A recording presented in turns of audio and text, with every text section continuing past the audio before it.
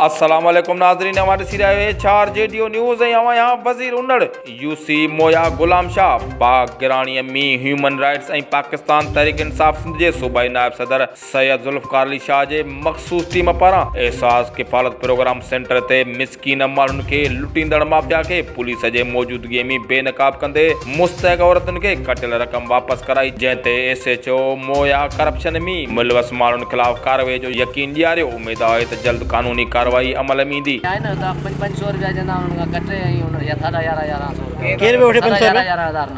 इते ही वरता ॿार खणी आन उतां सयूं वठी ॿाहिरां उतां मिशन खणी उतां सयूं वठी कार्ड खणी उन्हनि जा कटे उन्हनि खे पैसा ॾिना। अंदर कोन थियो आहे लोकेशन में, बाक़ी हेॾा ॿाहिरि ते थियो ॿार खणी आया राति जो कंप्लेन उहा कई आहे केतिरे तव्हां हिते रसिया आहियो न। HRJDO न्यूज़ में फ़िलहाल एतिरो ई। वधीक ख़बर ऐं अपडेट्स लाइ ॾिसंदा रहो HRJDO न्यूज़।